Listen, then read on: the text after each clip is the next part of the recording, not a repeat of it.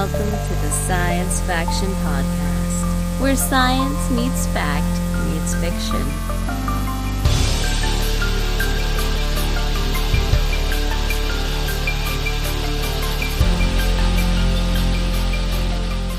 This is Science Faction for the week of March 30th, 2026. I'm one of your hosts, Stephen Dominguez. And with me today are two individuals. Did they attend a rally this weekend? I don't know. Let's ask them. I'm Benjamin Daniel Lawless. I sadly did not, but I was there in spirit. Devon Craft. We did attend. We had a very busy Saturday, but we were able to go for a little bit. Awesome. Nice. Well, since you're the one that did, tell us about it. Because I didn't either, because I was home just with me and the kids, and I wasn't about to leave the house. Not necessarily. Some may call it necessary, and that's my bad. But Devon, how was the third No Kings March happened this weekend? Big rally. I've heard reports of 8 to 10 million people attending the various That's great. things. What was your experience, Devon? So here it seems like they kind of made the time a lot more broad. It was like literally from like 11 to 5, and they had kind of it sectioned off for protesting, and then we're going to do speeches, and then more protesting. So since it was so spread out throughout the day, it felt like there weren't as many people. I don't know if like total there were the same amount or more people here. But I remember the first two we went to, it seemed like it was just packed. Yeah. So it just, Jen and I just noted, we're like, it doesn't feel like as much people, but also, I mean, we're not counting and we're not here the whole 6 hours or whatever. So, but it happened. It was, great. A lot of people did show up and all showed their support or lack thereof for the current government. And so that was cool. But like I said, we were really busy on Saturday, so it's not like we even went for our normal time because we would have gone probably for a couple hours. And the park they always do it in is a very big park. There's a playground and a big stage, like a built-in full-on stage, which is cool. So there's a lot of stuff for the kids to do. So usually they play at the playground for a while we're protesting. But this Saturday, both kids had birthday parties about the same time, which was at like 2:30 and 3 o'clock, so right in the middle of the day. So we went to No Kings first, and then we each took a kid to a different birthday party. Wow. And in that morning, also the kids went to a Easter egg hunt. There's a place near our house that does it every weekend before Easter. I don't know why they do it before Easter, but probably because it's more busy on Easter weekend. But so there was that, and that night we went to a game night at Jen's sister's house. She lives next door. So it was a very busy Saturday. But yeah, we did go to No Kings, and it was great. Everybody who can go should go. I don't know if they've talked about a date for the next one. And I think they're doing a good job of not having them too often, because you will get diminishing returns. Yeah, plus like you gotta plan it out. Like the last two we haven't attended because we didn't plan for it. And we're in the, like, all of us, we're in the middle of kid stuff. Like for you, birthday parties, Easter egg hunts. For me, wife's out of town. We got other things going on. You got guilted into being a chaperone at a kids' night out. I forgot about that. Yeah, that happened too. That was Friday night. Yeah. Yeah. Which was Thank great. you, Stephen. You're welcome. It was very smooth, and it was not as chaotic as the last one that I volunteered for. So that was kind of nice. And I'll be on the record. I was not the one who guilted you into participating. No, it was that other lady, and that's fine. Yeah. I was me. gonna participate either way, probably. Oh, cool. Okay. Because I knew both kids wanted to go, and with my second grader, just barely making the cut for being able to attend something that up to 8th grade can attend, I'm like, I wouldn't mind being at this one just in case. But it all went so super smooth. Not a big deal. Sweet. Yeah, we did. We had some. We definitely took a lot of the feedback that we got from previous times that we did it, and so like a big, like, hey, if you're running a an event like this, one of the things that we heard and we did was we made sure that all the chaperones arrived 30 minutes beforehand, and we had a little huddle talking about like, okay, well, here's what we're expecting to do. You know, that was really good. We had different zones and encouraged everybody to swap, like move clockwise through all the different zones at the community center every 30 minutes, which kind of happened and kind of didn't at different points, but we made it work. We all Some people had, stopped moving, and I am upset about that. Yeah. And then we had, but everybody had, like we all had a text thread going, so we could talk amongst each other and figure out like, hey, I've got to use the restroom. Can someone cover my area for a moment? That was really helpful for sure. Yeah. Or, hey, I can't leave what I'm doing right now, but a bunch of kids seem to be hiding underneath the bleachers. Could someone check that out? Yeah. There were like 5 kids under the bleachers. And one of them, when he came out, he turned to me and goes, it was really comfortable under there. I'm like, wow. Just go dig a hole and hang out in it. What are you doing out here? Man, yeah. So just kind of that was pretty wild. But yeah. It's not, so what people don't know what we're talking about. We didn't really describe it. But there's something, there's a kids night out that the school does. And it's a Friday night from 6 until 9, and it's at our local community center. And the community center is like, they open it up.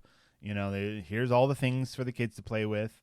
It's a big gym. It's a bunch of rooms. There was a quiet room where a movie was playing, and there was some art. There was a dance room, which was way too loud because I'm old.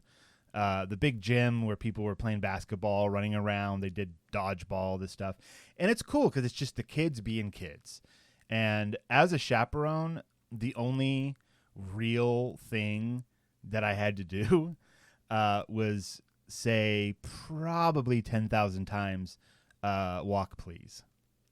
Because the kids just want to run full blast everywhere. And there's a lot of hallways and blind corners and stuff. So if they're running full blast, there'll be some heads knocking together. But beyond that, I mean, there was nothing else I had to say to anyone because they're all good kids just hanging out, right? We're just there. Right. I feel like my role was there just in case, right? Just in case something happens, I'm there. Otherwise, I was hands off. Even with my kids. One of my kids ran over to him, Dad, I was like, go deal with it. I'm not your dad right now. Go deal with life. Go talk to people, say that you're displeased or walk away. Like I'm not dad right now. And then what's great about that is then at the end of the night, the kids are like, oh man, I ate like 4 cookies and like 2 pieces of pizza. And I was like, wonderful. Hope you have a good night's sleep. And they did. Yeah, I think that's kind of the wild part about it is that, it's events like these that definitely encourage independent behavior, right? And that's at the end of the day, probably since my son was like 4, that was like the one thing that I was like, you know what? I really want my son to grow up to be independent. Mm-hmm. And unfortunately, granting people independence means that they may choose things that are okay for them to choose, but you would prefer that they didn't, Yeah. And so in our case, my son had talked with a couple of his friends and made the determination in his head that none of his friends were going. And despite us like confirming with him that he wanted to go the day before, buying him a ticket, he was like, no, I'm not going to go. And being okay with his independence there was something I had to work on a little bit. Okay. Yeah. But it was still a lot of fun, super cool, and that's how it goes sometimes. Indeed. My friends, we Yes. just got through another Steam sale, Oh boy. and I did not emerge unscathed. What did you do? There are a couple of games that I'd like to highlight that I had gotten on extreme sale that were on my wish list. But so the first one being Speed Demons 2, which is a sequel to a game that was on Apple Arcade exclusively and is no longer on Apple Arcade, that I very much like, that was essentially like a top-down Burnout-like game. Okay. And now to have it on computers is really cool. And I played a lot of the demo of it before I ended up purchasing it, and it's just a lot of fun. Essentially, you are you're driving down a highway and you're dodging traffic and you're running into other traffic, and it looks like Tron meets Akira. What? in certain ways. And You're gonna make me click this link. I'm sorry, my friends, but yeah, it's got a great soundtrack of just like, generic dance, electronic dance music, but just like gets the blood pumping, and has so many modes and types of races and stuff in it. It is bare bones, but it has it where it counts, and I am so glad I own it now. When it's not on sale, it's only $15. This looks cool. Yeah. When it's not on sale, it's only $15, but I got it on sale for, I think, like $6. And yeah, it's really nice. So there's that, which was exactly what I was expecting from it. And then I got another game that I didn't know what to expect from it called Queue Up. This Queue Up is I guess you could call it a joke of a game. It bills itself as the future of esports. But what it is it's essentially turning a coin flip into an esport. Oh, it's satire. Okay. Yeah, it's a bit of satire. And so like the description is sick of long queues, unfair matchups, and arbitrary reflex tests. Try Queue Up, the coin flipping esport. It's one part clicker, one part multiplayer strategy game, one part demented capitalism simulator, and 100% completely random. And it is so weird and crazy and cool, as a lot of shine on it. You can play as different characters. You can figure out your strategy for the coin toss. Okay. In the game, it pretty much says like, hey, from all of our statistics, we found that like when two esports teams that are evenly matched come across one another and play against each other, the results are essentially a coin flip anyway. So we just removed all the parts of the game that weren't that, and now you just have a coin flip. Like, we're saving you time. Wow. But then you can, it's 4v4 team-based competition. You have 8 playable heroes, each with their own unique skills and abilities. What? There's a coin flip. What are you talking about? You can team up with your friends, or you can play it solo. You can play it against bots if you want. I have change in my house. I can just flip a coin. Why do I need a video game for this? I mean, however you'll play, you'll experience the heart-stopping thrills of our patented, mathematically perfect, quantum-powered matchmaking systems. Will you make it to the top of the ladder or be trapped forever in queue low hell? Oh. Don't ask me. Buy the game and find out, it says. And it is a lot of fun. Like, you can upgrade a bunch of stuff on skill trees that essentially, in many cases, has to do with preventing like too much negative impact from losing a match and increasing your rewards for winning a match. Right. Okay. Those are many of the stuff that's going on in the skill trees. But it's it says basically, hey, no gameplay of any kind. Victory as a service is how it Queue Up is what's called the letter Q dash up, UP. Links And, in the show notes. Ugh. Yeah. That sounds I did not like emerge unscathed. crazy. This last weekend, or actually this last week, I should say, on Thursday night, I ran my first Pirate Borg session. Oh, yeah, that's right. Yeah. So every Thursday is my role-playing night. And typically it's online. We use Roll20. Christina's husband typically runs. We did D&D for just over a year. And now we've switched over to Land of Eam, which is a little more indie, but super cool. Muppets and Lord of the Rings mixed together, if you will. We're doing a giant hex crawl, which is like you just go to a place, see what's happening, find random things, go on quests. Everyone's silly. It's great fun. It's so much fun, in fact, that they were like, let's play a pirate game too at the same time. So what's really interesting is Land of Eam. There is combat, but it's called a conflict.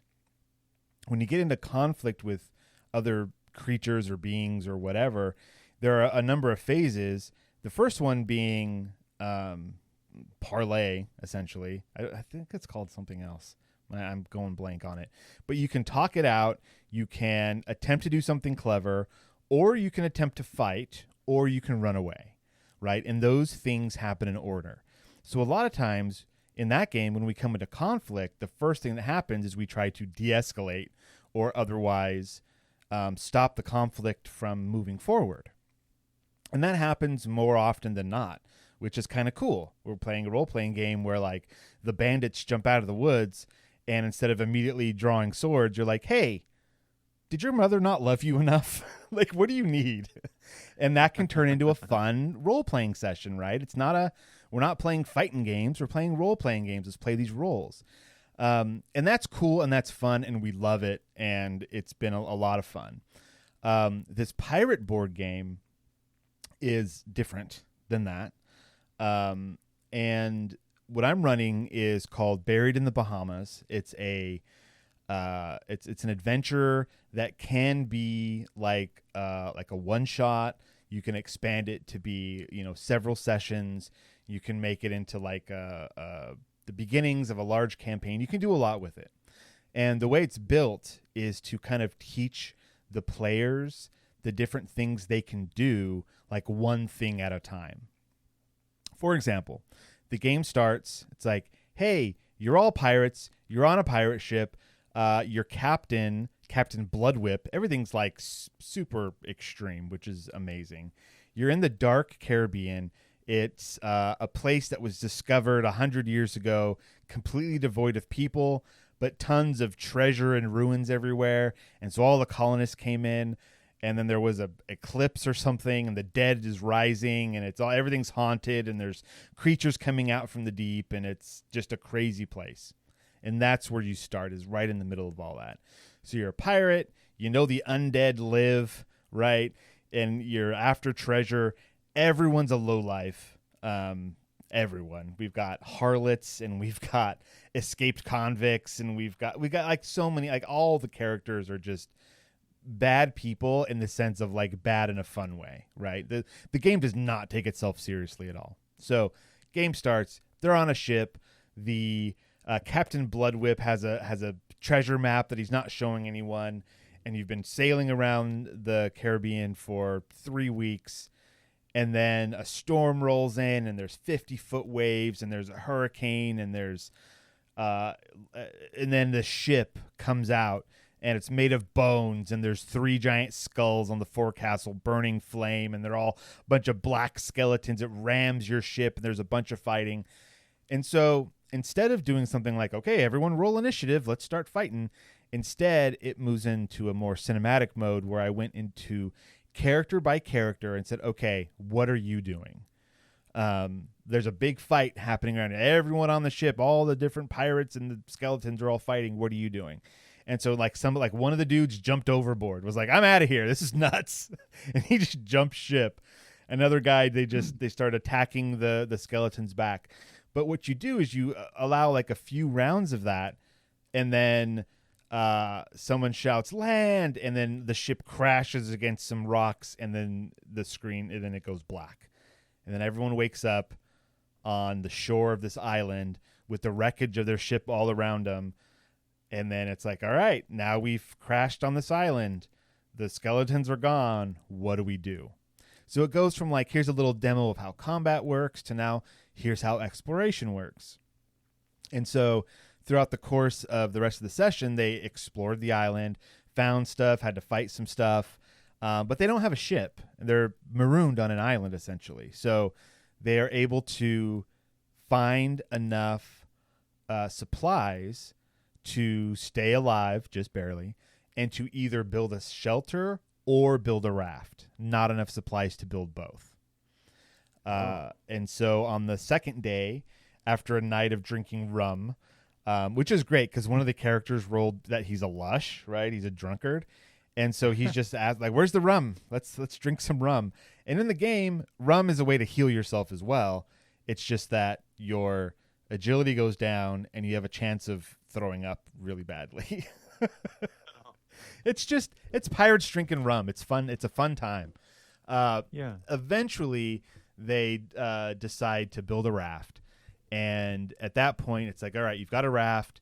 In the middle of the island is like a hill. And once they got to the top of the hill, they could see two other islands in the distance.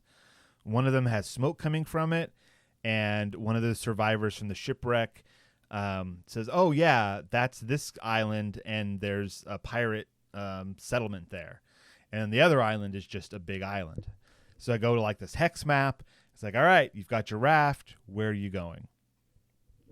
These fools went directly to the hex somehow where the final like dungeon is.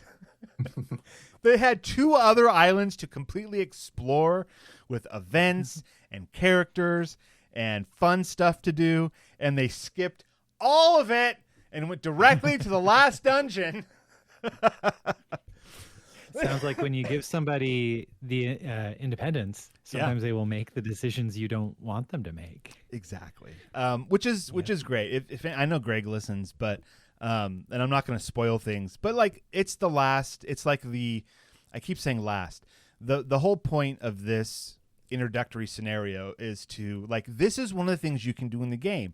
Yeah, here's some islands. Go explore them. They just dumb luck, happen to explore one hex. Where it's like, oh, you see the thing on the map with the 3 pillars, and so they're there. It's that dungeon area starts off with the sea caves that they have. There's like 5 entrances on their map. One of the entrances is circled, and so we left the game with them outside, floating on their raft, looking at these sea caves, trying to figure out which one to go into, and that's where we ended the session. It was a ton of fun.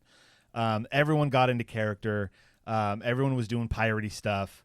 The best part of the whole session, I'll end it with this. I've been talking about it for too long. The best part of the session is after the shipwreck, as they've all washed ashore, they're all waking up, trying to figure out what's what. The captain has been their old captain, Captain Bloodwhip, was impaled on a piece of wood and is dying on the beach and is like holding up his fist, holding the treasure map. And, they all run to it, and one of them grabs it.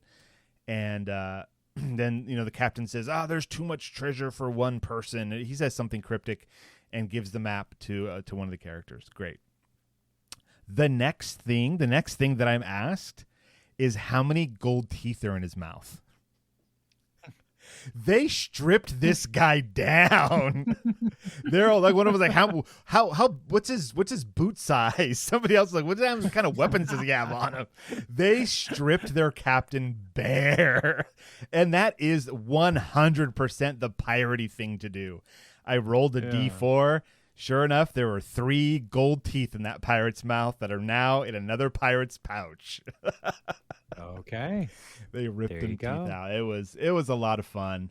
And so like we're planning on doing that like every few weeks to take a break from Land of Eam and be piratey for a session.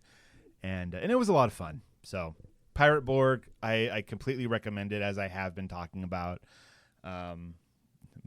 More on this as it develops.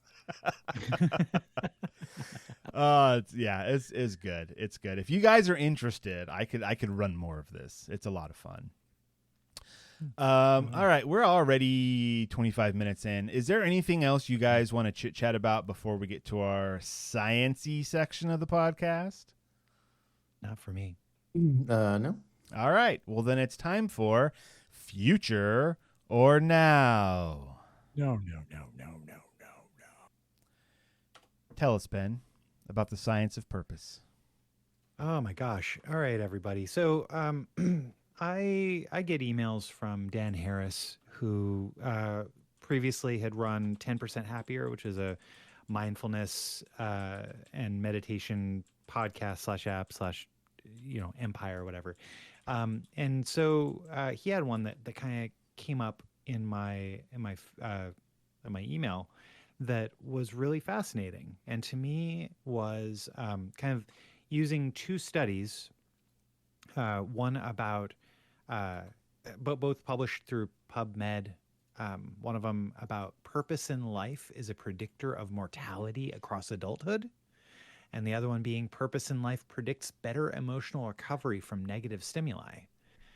And I think that so like for the first one, this paper published in Psychological Science. That's what it is. I had to hover over it. Basically, the abstract says that having a purpose in life has been cited consistently as an indicator of healthy aging for several reasons, including its potential for reducing mortality risk. So in this study, they sought to extend previous findings by examining whether purpose in life promotes longevity across the adult years using data from a longitudinal midlife in the United States sample. Proportional hazards models demonstrated that purposeful individuals lived longer than their counterparts did during the 14 years after the baseline assessment, even when controlling for other markers of psychological and affective well-being. And moreover, these longevity benefits did not appear to be conditional on the participant's age, how long they lived during the follow-up period, or whether they had retired from the workforce. In other words, having a purpose in life appears to widely buffer against mortality risk across the adult years. So anyhow, all of this kind of coming together, the idea here is maybe if you care about longevity, consider really working on what your sense of purpose is, because it can improve it can be a good predictor of longevity after controlling for other factors. And it may be the biggest contributors to resilience, the speed with which you recover from adversity. The stronger your sense of purpose, the faster you bounce back. So what does that mean? Maybe you can operationalize purpose in your life right now. And this article comes from an interview that he conducted with two scientists named Richie Davidson and Cortland Dahl, who were recently on Dan Harris's podcast. And the first thing that they suggest is to reframe the mundane. So if you have a daily chore going on, dishes, garbage, laundry, perhaps start with consciously connecting it to an altruistic motive. So like, for example, if you're going to be scooping your cat's litter box, you could reflect on how that action is going to benefit your partner and anyone who else walks in the room with that cat box, not to mention the cat. So the task remains identical, but the inner experience is completely different because it's tied to altruistic behavior. So if my purpose in life, if I decide my purpose in life is to rock and roll all night and party every day, then I need to connect that with how that helps people around me, and then I will live forever. That's what I'm getting out of this. Is that accurate? And you will live forever? Well, it says that it's a predictor of mortality, right? So if you're a predictor of longevity. Okay. Psychological predictor of longevity. Okay. So I'm going to be Predictor is doing a lot of heavy lifting in this, Okay. not necessarily, All right. not necessarily like a guarantee, my friend. But I Still think gonna that do it. the idea, sure, all right, but I guess like okay, that purpose, I don't know. I think that that purpose is a jokey purpose. I think that that purpose maybe is not a purpose at all and is in fact hiding from real life. What? Can you tell somebody if their purpose is valid? No, I mean, like That's a I think that jokey this purpose. I think that this is entirely though a like it is very personal, right? Like one person's purpose is not another person's purpose. So maybe that would be like maybe partying hard and being a member of KISS is like you know, but here's the deal, right? Because the members of KISS, they're not just, you know, doing that for their own benefit. They see the large crowds that come out to their performances. They see how their act positively benefits a group. They put in the work Mm-hmm. there. Oh yeah. So it's not just, you know, even though they're talking about partying every day and rock and roll all night, they that may not be their purpose.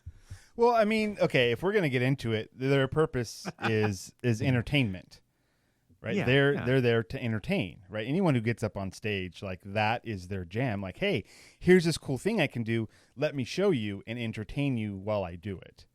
And people get, and so like really, that's their purpose, is entertainment. And Yeah. and entertainment can boost people's lives immeasurably sometimes. Right. But you know, you hear a lot about entertainers who find it mundane, you know, that hey, they're just showing up for a paycheck, right? Oh, those And so are like the this sellouts. first idea here, this idea right here is maybe reframe your mundane. It'd You be know, if you nice see this as a chore. if, as an entertainer, you didn't have to actually do your job. That just a computer could do it, and you just got the credit for it. More on this as it develops. Spoilers. Way to tie that into, yeah.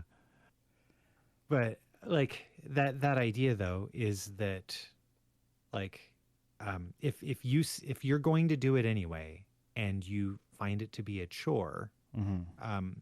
it may not contribute to your longevity unless you find that there's a purposeful version, you know, a way of reframing it Mm-hmm. in your perception to make it work.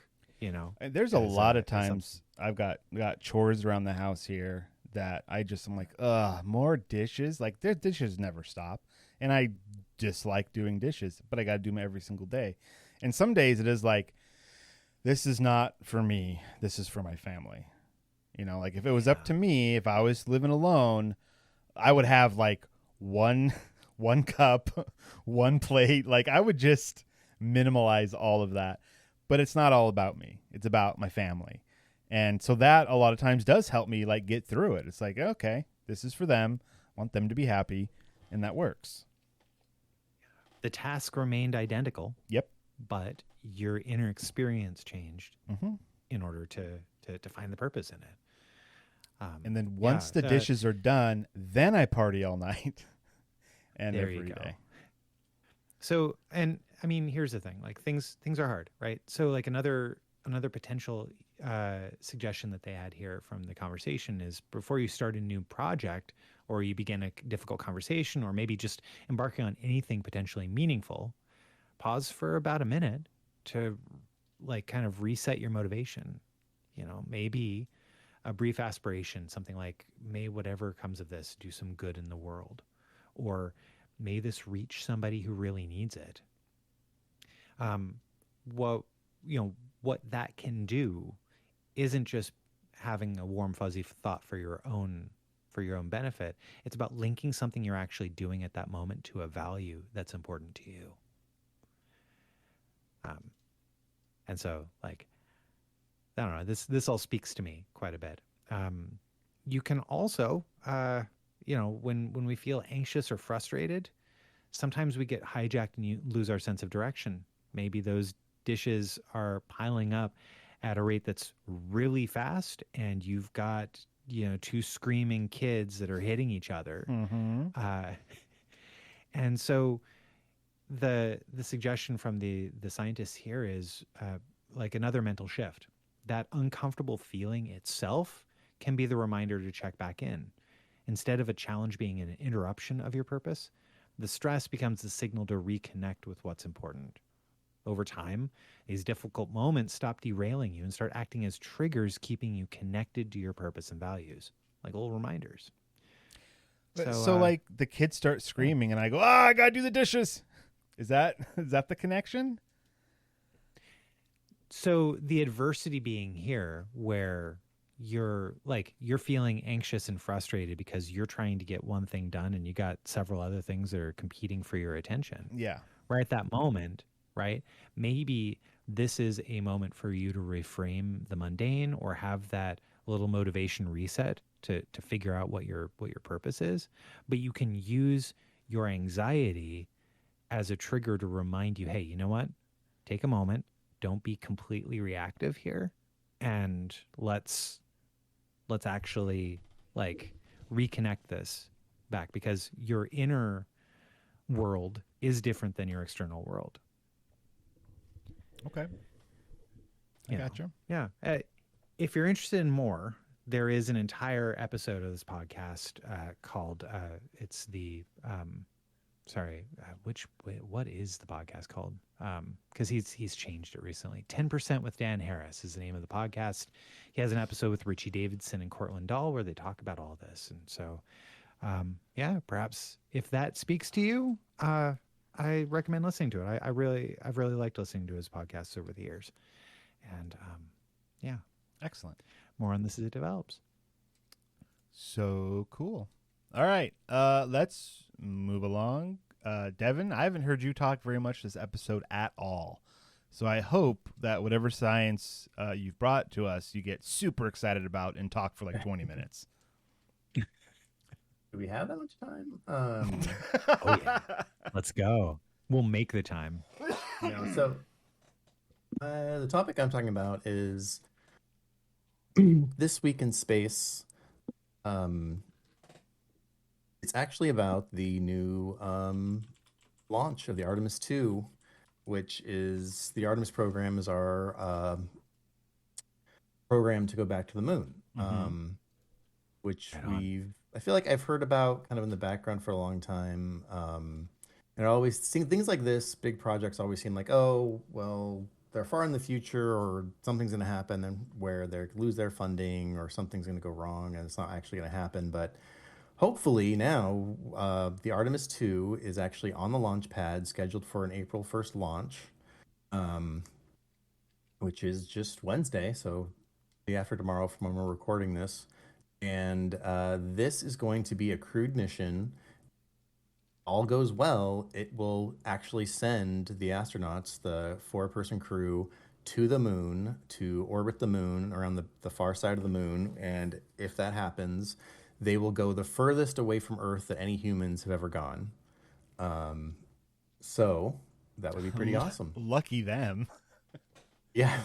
Can get away from this place for a while. I mean, because as humans, we've been in low Earth orbit since the last moon launch, which was 50 years ago, Apollo 17.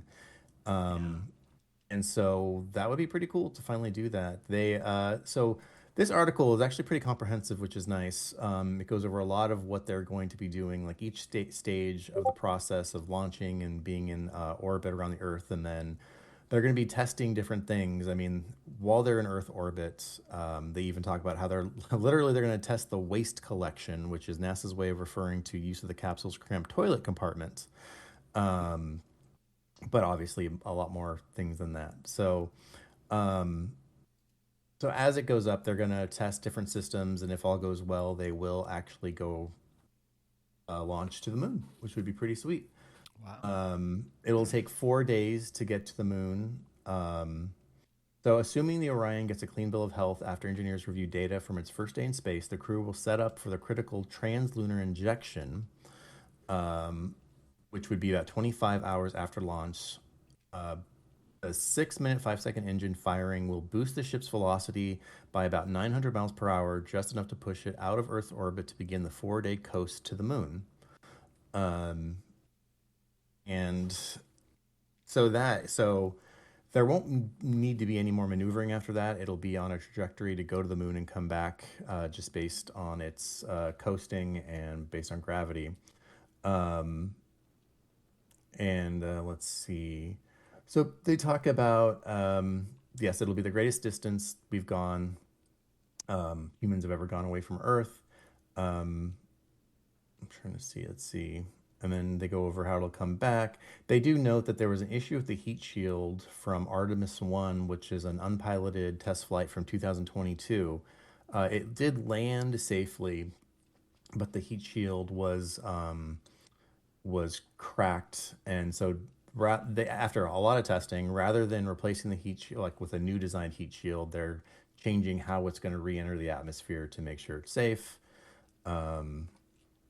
And so, yeah, I think just overall what got me was the fact that we're actually doing it, which is nice. Hopefully, it was planned to launch already, but there was a weather issue, and then there's been issues with some of the systems.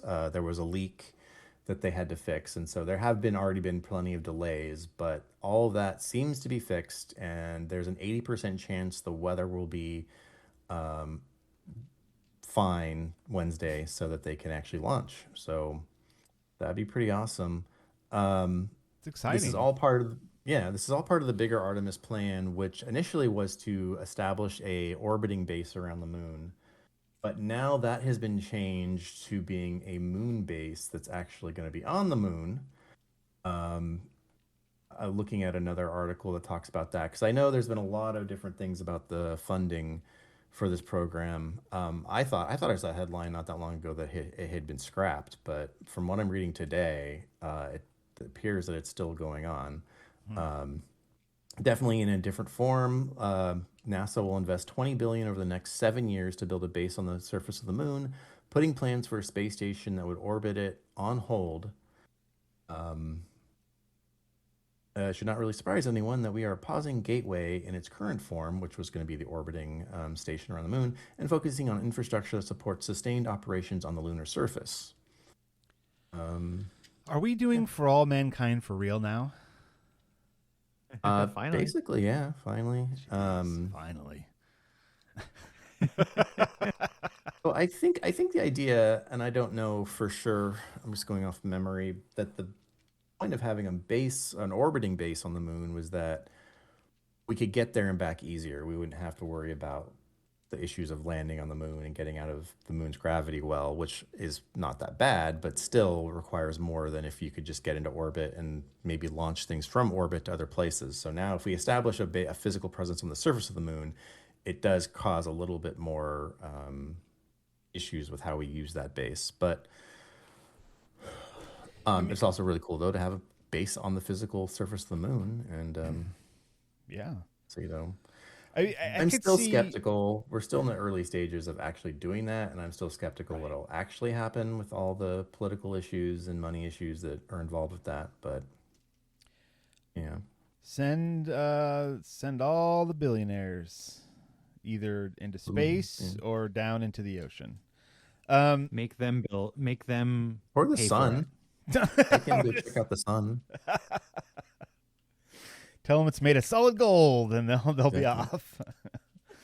It does make a whole lot of sense to have a lunar orbital station, just from like the logistics of having a spacecraft that could simply, I say simply, it's not simple, but shuttle between an Earth-based orbital station to a lunar-based orbital station to transfer supplies back and forth in that manner, and then have smaller shuttles going up and down just to the stations and back. That, I mean, just logistically, if dumb me can think of that, like, I'm sure that's got to be the way to do it, right? Yeah, I think that's why it was their original plan. I think that's what made the most logistical sense. So why would they abandon it? I mean, we're just in conjecture here, having a conversation. Why do you think? Uh, Why would they I abandon that? mean, Just I money? think we might have mentioned it before, and I'd have to go in and see the details because right now I'm going off memory, which could be very flawed, but I think it's political. I think the the people willing to fund this kind of mission were more like, well, wouldn't it be cooler? Maybe not cooler, but wouldn't it be more of a permanent presence to have a base on the moon? Um, yeah, I'm also speculating, but I'm pretty sure Yeah. from what I remember, it was politically motivated. All right. So we're gonna. So here's what I think is gonna happen. They're gonna do this. It's gonna go great, and then they're gonna say, all right, let's go. Let's put apartments on the moon, and they're gonna put a base down there, which will be like the tiniest little capsule. Like it's gonna be like For All Mankind. Where like was it Jamestown? No. Yes. Is that what it was? Jamestown? On the moon, it was Jamestown. Yeah, Okay. and it's Happy Valley on Mars. Right. So Jamestown on the moon, we're going to do that. It's going to be a tiny little building, and some poor soul is going to be sent there to just stand around. Maybe that's what we can do with the ice agents. Like they like standing around places. Send them to the moon. Yeah. Tell them no one who's not an Earth person are allowed there. Give them ammo. It'll be fine. I do. I think now is a great time to bring up the latest season of For All Mankind. It has started, so check it out. It started? Yeah. I haven't watched it yet, but Yeah. the first episode. But yeah, I've heard it's I'm- out, right? I'm about- Have you seen it? Yeah, I'm about halfway through the first episode. But definitely check the pre-season news reports where they cover like okay. news from the world going from I think 2004 through 2012 is how the news reports go this time. Wow. Yeah, 2004 to 2012. Yeah, I mean everything from North Korea setting up their own base on Mars to Wow. the new alliance between a bunch of countries for like the M6 is what they call it in universe. And then there's another organization of other spacefaring countries that's set up too, as well as the creation of a space elevator on Mars to gather all the stuff from the asteroid the Goldilocks asteroid that they did the heist for last season. It's really cool. Lots of Wow. cool stuff going on. All right. So So let's do a quick recap here of For All Mankind. I know we're not quick. not all of it. Yeah, real quick, because it's been a while since the last season. I don't know how long it's been. It feels like it's been a long time since the previous season. But for those who don't know, or if this is your first time hearing about For All Mankind, it's a show on Apple TV Plus. Is that what the service is called? Whatever. Apple TV. Apple TV. I think it's plus, but yeah. Is there a plus on there? They removed the plus. They removed in the this plus. year. I'm looking at a plus right now. You're right. right, They could have removed it, and they haven't done it on all their marketing. I don't Right. know. Not everything has. Yeah. It. But believe me, it is Wait, a there's source of a Apple lot of discussion. TV divided by? Wow. Oh man. Devon. Yeah. So the last season wrapped up January 12th, 2024. Okay. So it's been a couple of years. I mean, And, January, yeah. so like that's close to 2023. Yeah, okay. Crazy. It's been over I don't 2 think- years. It doesn't feel that long ago to me, but It feels like forever to me. I don't know why. No. Anyways, if people listening don't know what it is, it's on the Apple streaming service. It's a show that in the first season, the kicker is Russia landed on the moon before we did. And so the entire rest of the series is every season is a chunk of time where it's an alternate universe of like, because of that one change, what has now also changed. And so they do this Roughly a decade a season. roughly a decade a season, right? The first season was the 60s, and we got 70s, 80s, 90s. Now we're in the 2000s. We're in the 2010s. We're in the now. 2010s. Oh, geez. Yeah. So this season. as part of their marketing, which I think is genius, is between seasons or really in the ramp up to whatever the newest season is coming out, they have a series of shorts that they put out that are news reports of things that have happened between the seasons in this alternate timeline. And so they compare it and contrast it with with what actually happened in our reality too. Yeah, cool. Sometimes they'll do stuff like that as well, which is pretty cool. And as time goes on, things have gotten like wildly different in some aspects. In others, they take archival footage of stuff and kind of switch it around. And they did something with Clinton, didn't they? That sounds familiar. Yeah. And a large part of kind of coming into this season is kind of reaction to President Gore's support of the independence of the Mars colony. Right. So as we know, President, there was no President Gore. He didn't, he never became president.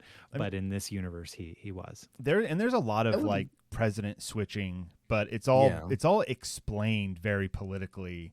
If you look, kind of deeper into the show than just the most the people part. would probably hate it, and they'd probably be like, "It's being too political." But I want to see Trump become president in this world.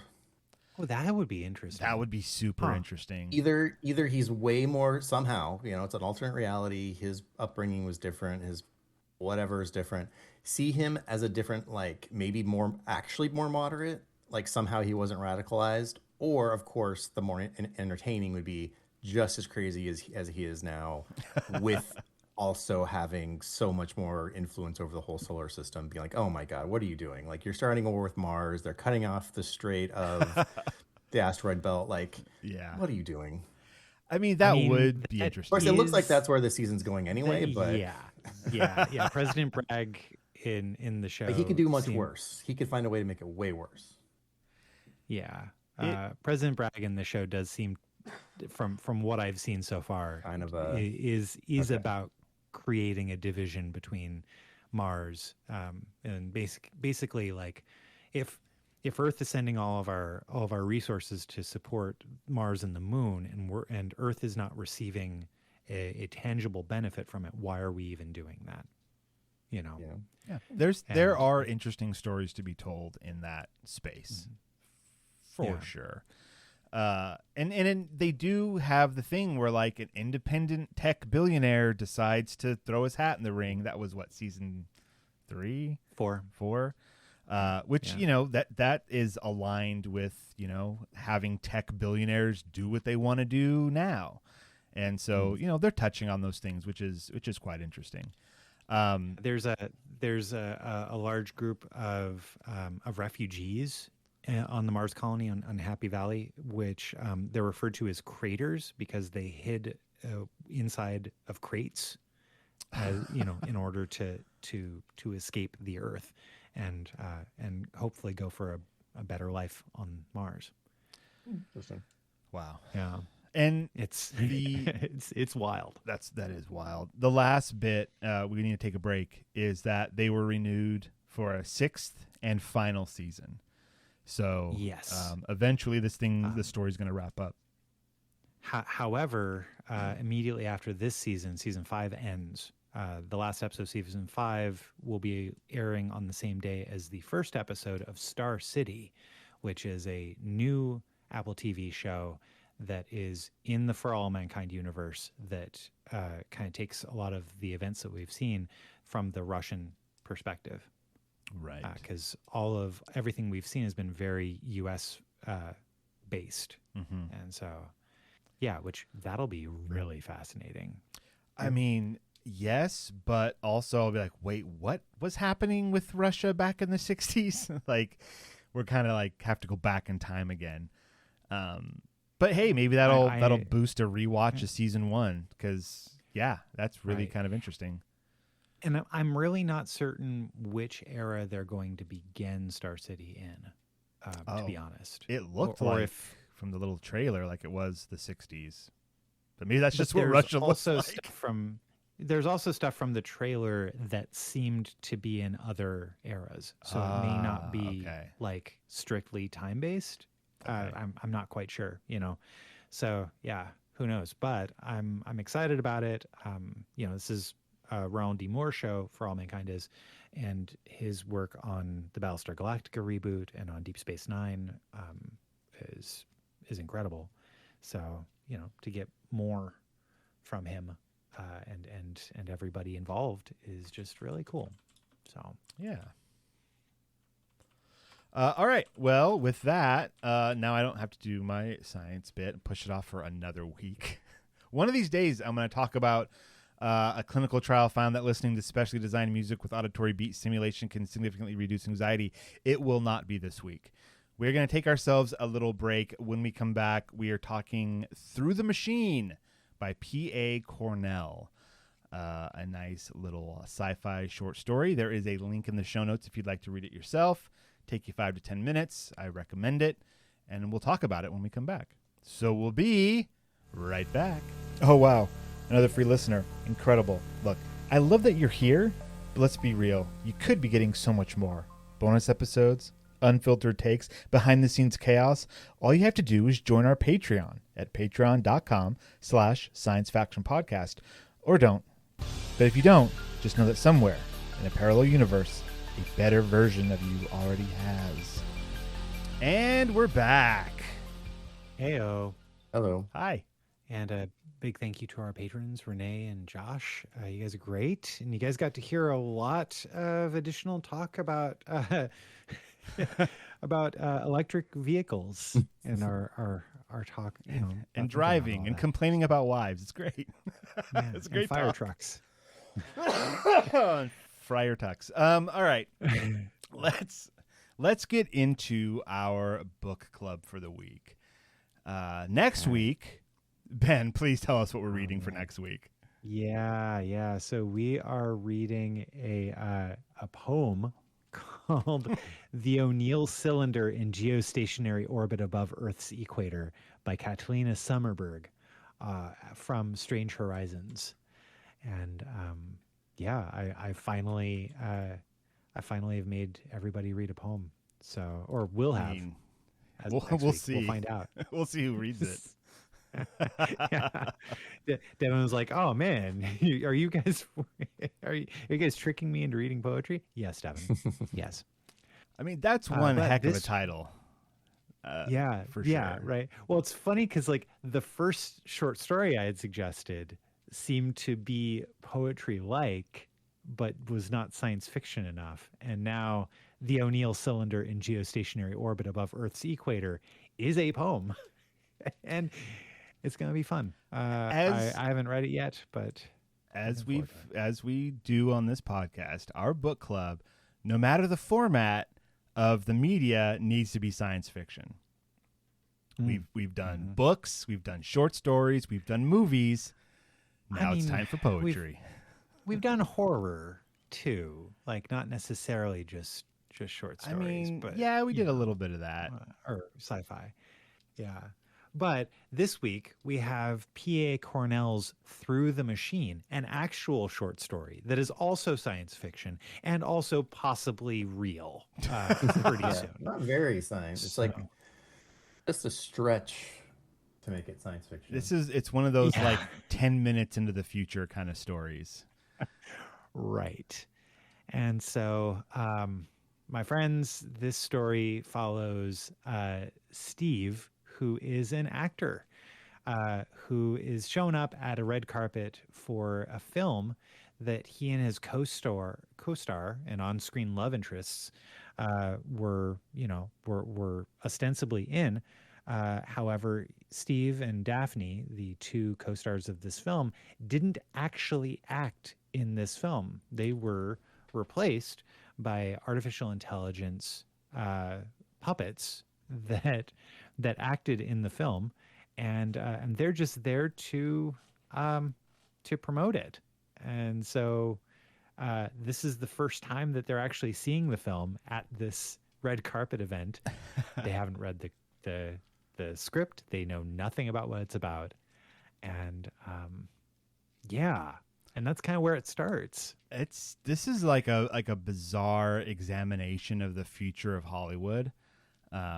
And I say bizarre not in an unrealistic way, just in a like, I can't believe that this is actually something that feels so plausible right now.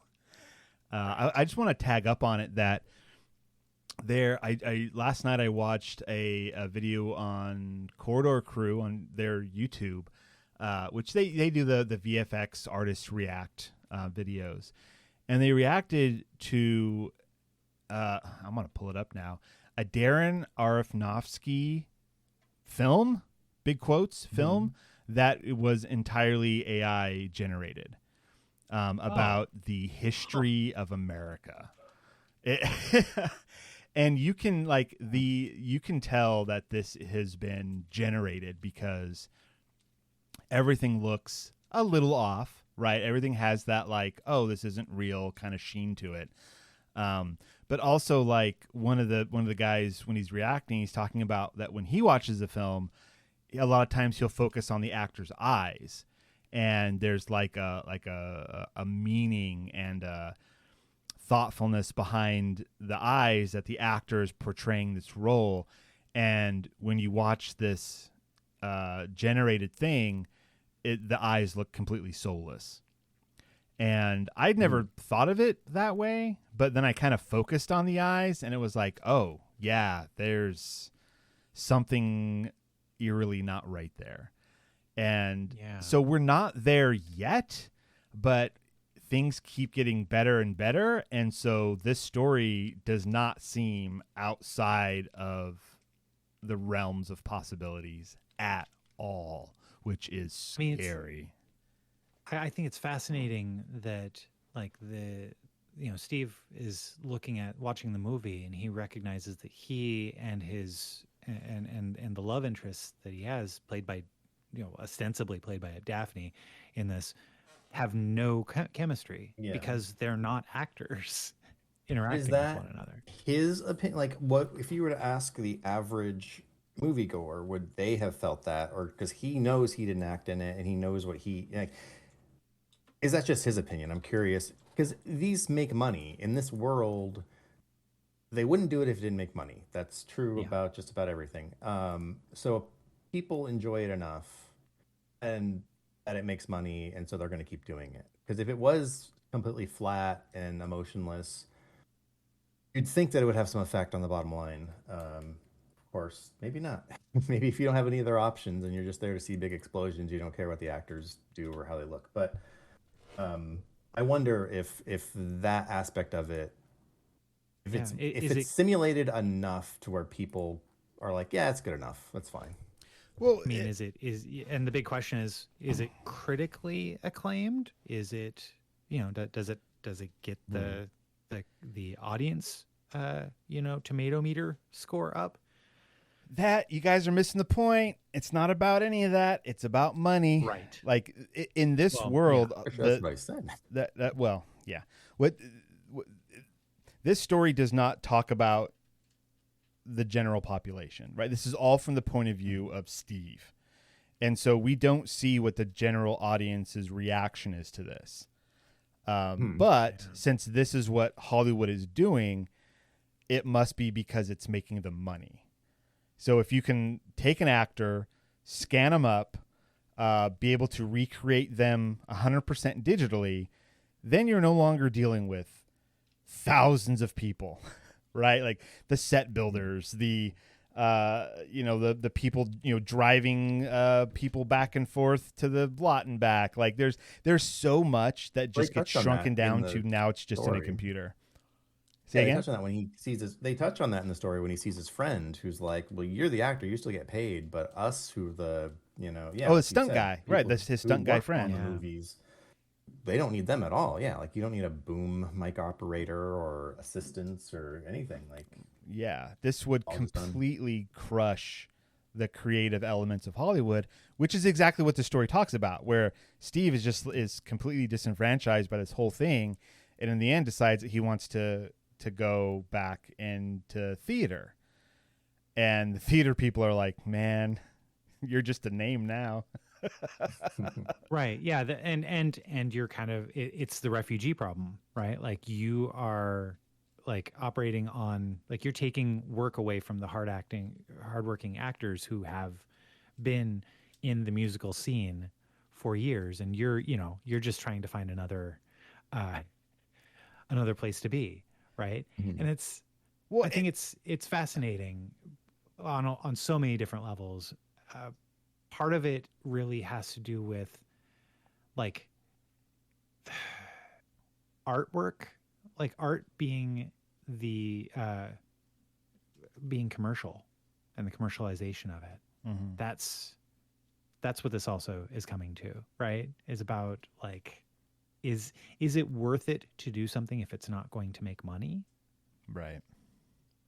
You know, Well, and as an artist. it's interesting too that when he joins up this theater troupe and he talks to them and they're like, yeah, you're here because you're a name that's going to attract people. And he's like, oh, I don't want to be that. I will leave this project, and then you, old guy or former like headliner who's now taking a bit part, you take over. And he's like, no, because then no one will come and see us. Mhm.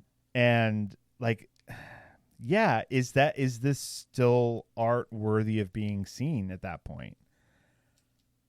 So that's entirely the big question. And I think Yeah. that what like the answer I would like everybody to maybe consider, whether it's the correct answer or not, is art is not there just for people to see it. You don't just make art thinking about how it's going to sell. Otherwise, you're going to get soulless art.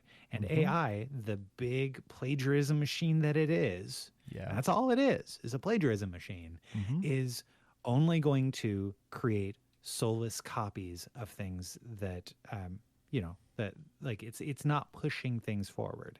Now, mind you, maybe it will find a new way of doing all that stuff. But like in terms of what your effort and what you are that you're doing, like it's really a shame the people who have like tied their livelihoods to the creation of art. And right now we're in the midst of a reorganization of that, of determining, well, what is it that the market forces will bear, Mhm. well, like it's not but at the same point, like I'm coming at this from a perspective where, like, for us, if no one were our patrons, we could still consider making this podcast.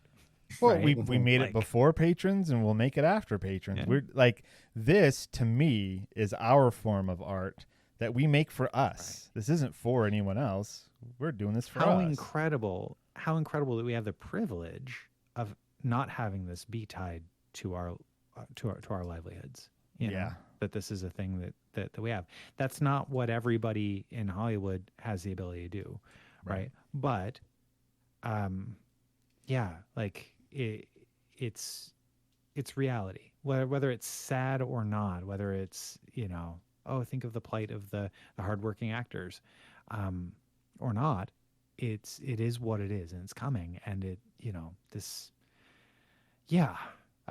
this story brings up a lot of questions and a lot of empathy and a lot of potential ways forward of, like, well, hey, forget about whether or not it's going to be popular. Make art to make art. Find people to act with in performances and do that, right? Well, it doesn't matter if hundreds of, like, if it's popular, if it's worthy to be done, do it. And at the end of the What story, if you want to? that's What what if he you want to does. make a livelihood? Like, yeah, that is what he does. But what if you want that to be your job and that's how you live? Like, you do have. It has to be marketable to some extent. So, Or are you saying acting I should guess only ever be a hobby? what I'm getting at is that there are many sizes of projects out there, some of which require millions of dollars, some of which require a weekend and an iPhone to film stuff. Like, what we are currently in the middle of is an attention economy in which, like, the people who are making 30-second TikToks are getting as many eyeballs and as much attention as the people who are involved in making multi-million-dollar action movies. Like this is entirely changing every single moment of every single day. Now, like, what is it that people can, are excited about? Like, for example, if I see a video that comes to me and the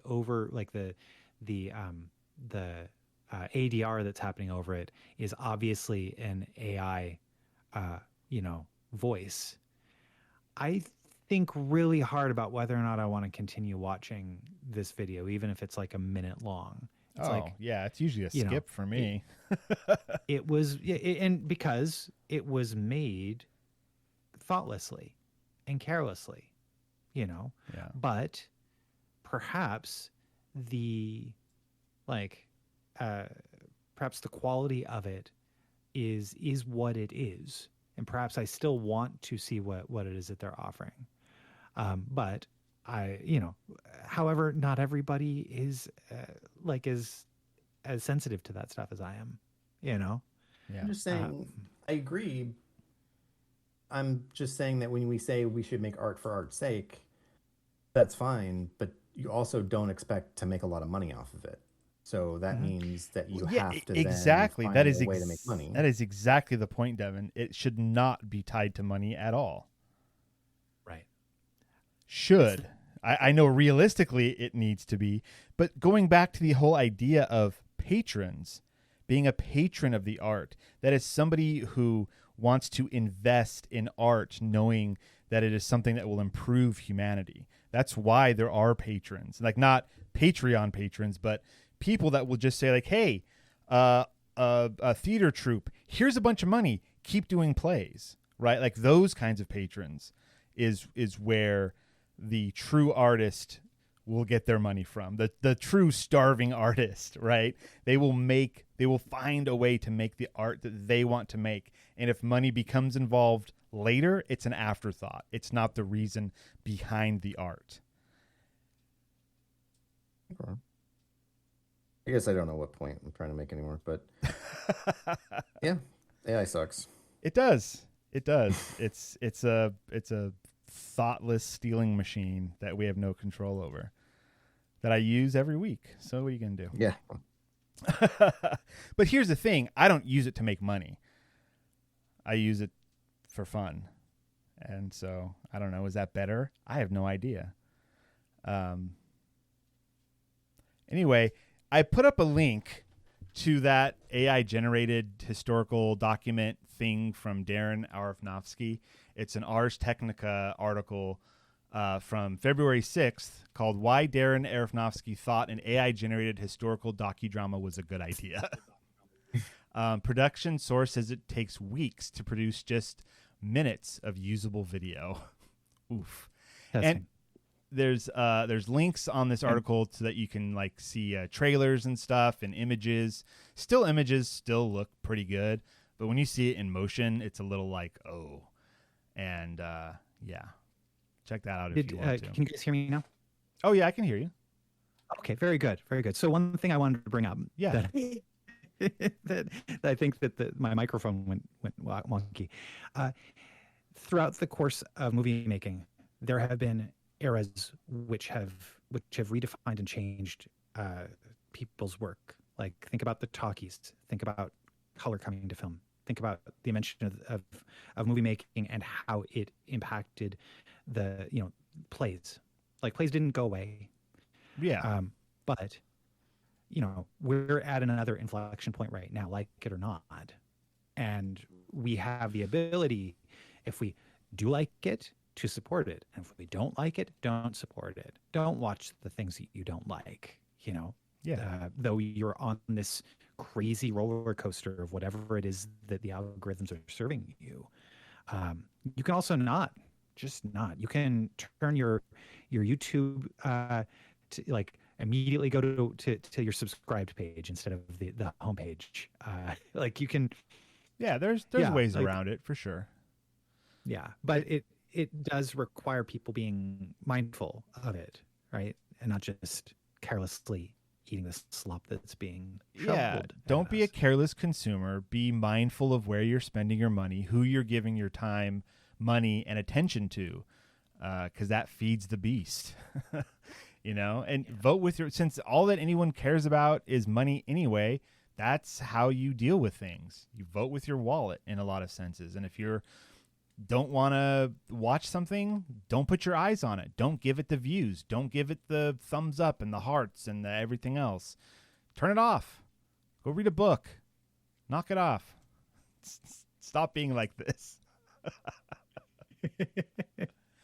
All right, we need to wrap up this week. Through the Machine, thought-provoking, a little too close to reality. I recommend it to anyone who interacts with AI stuff at all. What do you guys think? You going to be recommending this thing to anyone? Who would you recommend it to? Did you hate it? I thought it was good. It's well written. I would recommend it. I Just to people. liked what the questions it brought up.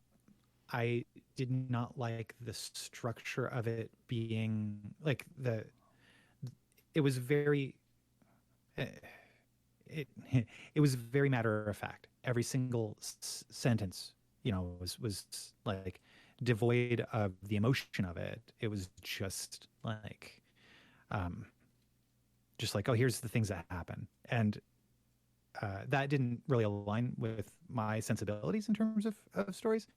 But, I still read the whole thing. It was pretty quick.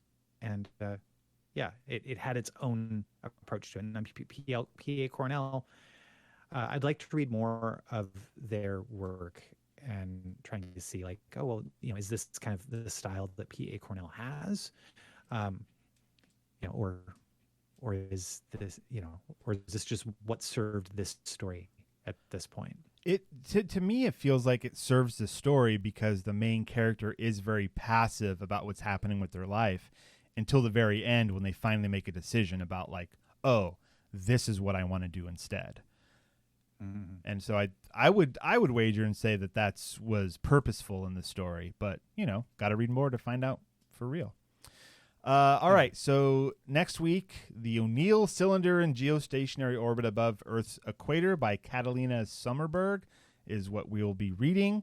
Link is in the show notes. It will take you about 30 seconds to read, but a lifetime to understand. I don't know. I haven't read it yet.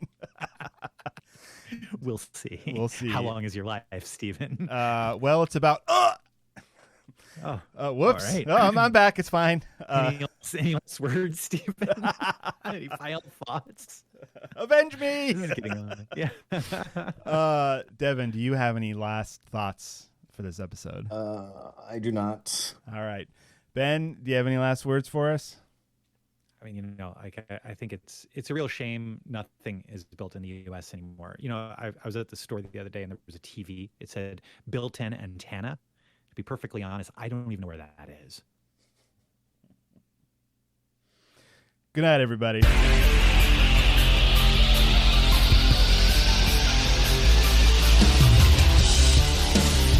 This has been the Science Faction Podcast. Tweet to the host at SciFact Podcast. Email them at sciencefactionpodcast@gmail.com and visit sciencefactionpodcast.com for more episodes.